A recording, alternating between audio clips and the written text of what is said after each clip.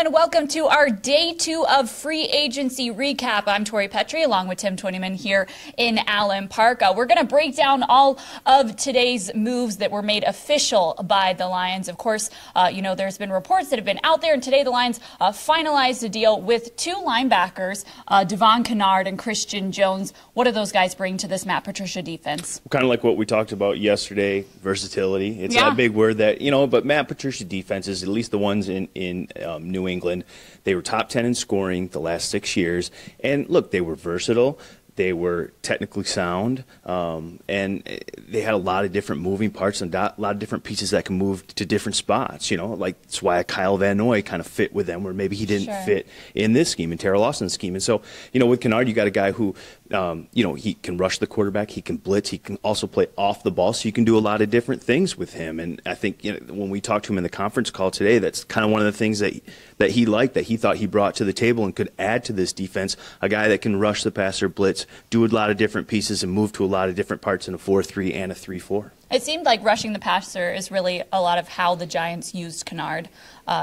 Pro Football Focus, there was a graphic that was going around about how much Kennard was used in rushing the passer. So that'll be interesting. Versatility, like you said, has been a lot of what we've heard about. We heard from both Kennard and Jones this morning. They were on a conference call. We got to talk with them a little bit. What stood out to me about those conference calls was what they pointed out about Matt Patricia and how that was a draw for them in coming to Detroit. They've seen the success that Patricia has had in New England, and they wanted to be a part of that here. Yeah, like I said, off the top, when you have a top 10 scoring defense 6 years straight, players see that, and obviously when you have the success that New England did, both on offense and defense, players see that, want to be a part of it. And so, obviously he's going to bring some of those elements from New England's defense here. He's going to be versatile. He's going to change it up. There isn't really going to be a base scheme here, and I think players really like that. I think it's going to fit a lot of different players' needs, and I think a lot of guys like that about this defense. And they're building around Jarrad Davis right now. They said at the Combine they really like him. Lions had a couple of linebackers that became free agents.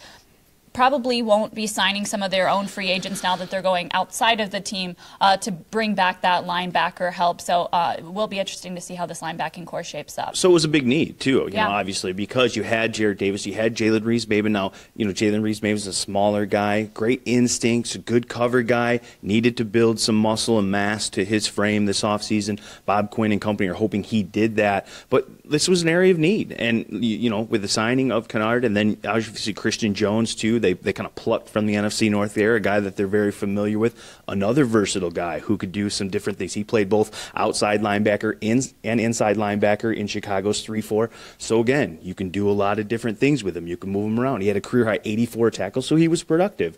Not a name a lot of people know out there and knew heading into free agency. He wasn't on the top 50 list, but a guy who's been productive. He's young, and obviously Matt Patricia and company think he can fit into what they want to do on defense. All right, flipping over to the offensive side of the ball, just before we went live here, some news broke out of the Lions camp that they signed guard Kenny Wiggins.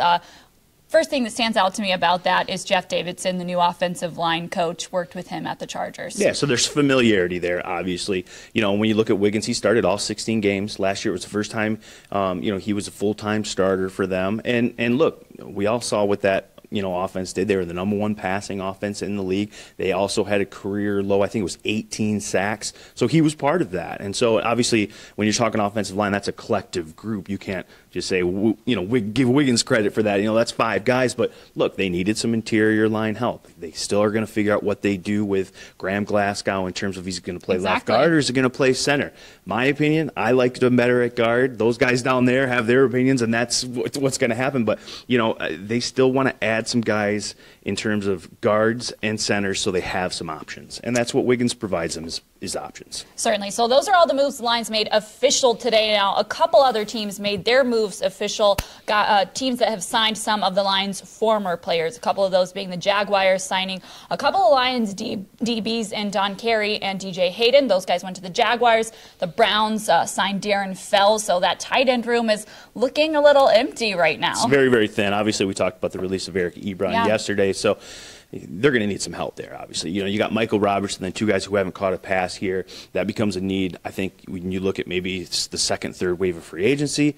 And then, obviously, I think when you looked at those 6 draft picks, maybe they could be more depending on movement. But I think the tight end position now comes into play the second round, third round, fourth round, somewhere in there as well. And, you know, Haloti Ngata, you know, going to Philadelphia, that's a big one too.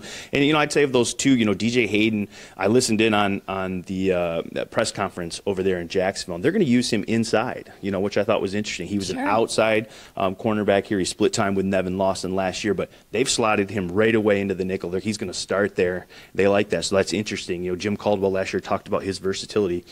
There was obviously something to that because Jacksonville sees him in the center, and then with Haloti Ngata now being gone, defensive tackle shifts into a huge need as well. You've got to find somebody alongside A'Shawn Robinson. You've got Akeem Spence and Jared Ledbetter, but I think you need another guy or two, you know, maybe another horse in there, a big guy who can stand up against the run. Look for that to be also in the second wave of free agency, and then the draft maybe at number 20. Yeah, definitely agree. All right, guys, well, that is it for day 2 of free agency. Stick with us as free agency rolls on because we will have updates for you right here. For DetroitLions.com, Tim Twentyman, I'm Tori Petry.